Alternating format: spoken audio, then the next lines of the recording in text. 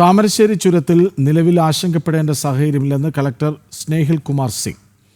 ചുരത്തിലൂടെ ചെറുവാഹനങ്ങൾ കടത്തിവിടുന്നുണ്ട്. ഉച്ചയ്ക്ക് നടക്കുന്ന ഓൺലൈൻ യോഗത്തിന് ശേഷമാകും മറ്റു കാര്യങ്ങൾ തീരുമാനിക്കുക. അർജുൻ തയ്യാറാക്കിയ റിപ്പോർട്ട്.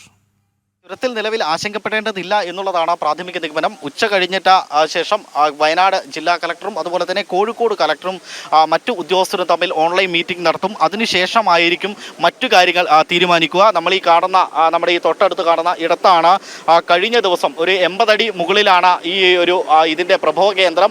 അവിടെ നിന്നാണ് പാറകൾ താഴേക്ക് പതിക്കുന്ന ഒരു സാഹചര്യമുണ്ടായത്. മണ്ണല്ല പതിച്ചത്, പാറകളാണ്. പാളികളായി നിൽക്കുന്ന പാറകൾ അവിടെ നിന്ന് പറഞ്ഞ് താഴേക്ക് വരുന്ന ഒരു സാഹചര്യമായിരുന്നു ഉണ്ടായിരുന്നത്. തുടർന്ന് പെട്ടെന്ന് തന്നെ മറ്റ് ആളുകൾ, അതായത് ചുരം സംരക്ഷണ സമിതിയും അതുപോലെ തന്നെ മറ്റ് ഫയർഫോഴ്സ് അംഗങ്ങളൊക്കെ എത്തി വലിയ രീതിയിൽ രക്ഷാപ്രവർത്തനം നടത്തുന്ന ഒരു സാഹചര്യം ഉണ്ടായിരുന്നു. ആ സമയത്തൊക്കെ വാഹനങ്ങൾ ഇവിടെ നിർത്തിയിടുന്ന ഒരു സാഹചര്യം ഉണ്ടായിരുന്നു. വാഹനങ്ങൾക്ക് പൂർണ്ണ നിരോധനം കഴിഞ്ഞ ദിവസം ഏർപ്പെടുത്തുകയും ചെയ്തു. തുടർന്ന് ഇന്ന് മഴ മാറിയതിനെ തുടർന്നാണ് ചെറുവാഹനങ്ങളൊക്കെ ഇതിലൂടെ കടത്തിവിടാൻ തുടങ്ങിയത്. ചെറുവാഹനങ്ങൾക്ക് നിയന്ത്രണമില്ല. ചെറുവാഹനങ്ങളെല്ലാം ഇപ്പോൾ യഥേഷ്ടം കടന്നു പോകുന്നുണ്ട്. എന്നാൽ ശക്തമായ മഴ പെയ്യുകയാണെങ്കിൽ ഇത്തരത്തിൽ ചെറുവാഹനങ്ങളടക്കം തടയേണ്ടി വരും. ചെറുവാഹനങ്ങൾക്കടക്കം നിരോധനം ഏർപ്പെടുത്തേണ്ടി വരും എന്നുള്ളതാണ് നേരത്തെ നമ്മളോട് സംസാരിച്ച കോഴിക്കോട് ജില്ലാ കളക്ടർ പറഞ്ഞിരിക്കുന്നത്. സ്വാഭാവികമായും മഴയുടെ അളവനുസരിച്ചാണ് ഇവിടുത്തെ കാര്യങ്ങൾ തീരുമാനിക്കാൻ കഴിയുക. മഴ കൂടുകയാണെങ്കിൽ വീണ്ടും ചുരം അടച്ചിടേണ്ടതായി വരുമെന്നാണ് ജില്ലാ കളക്ടർ,